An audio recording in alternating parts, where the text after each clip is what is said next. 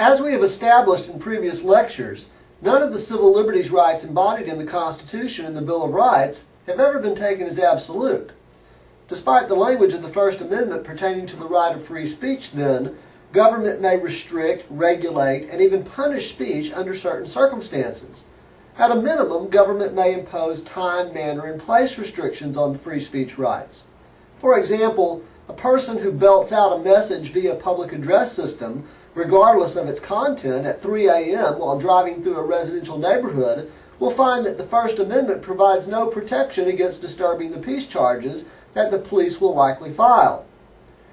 This, however, is an obvious example.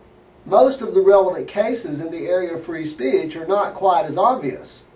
How has the Supreme Court attempted to draw the line between the individual's right of free speech on the one hand and the interests of the state on the other hand? One way to approach the question is to identify the several tests that the court has developed in its effort to draw the line. The first of these, the clear and present danger test, was delineated by the court in Schenck v. the United States, decided in 1919. During World War I, Charles T. Schenck produced a pamphlet maintaining that the military draft was illegal and was convicted under the Espionage Act of attempting to cause insubordination in the military and to obstruct recruiting. In his opinion for the Supreme Court, Justice Oliver Wendell Holmes rejected the argument that the pamphlet was protected by the First Amendment to the United States Constitution.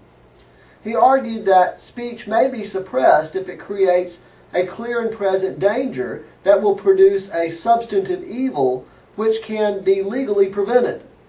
If the speech in question presents a clear and present danger or a grave and immediate threat to government's ability to maintain order, preserve the public peace, or more generally govern, government may regulate or punish the speaker.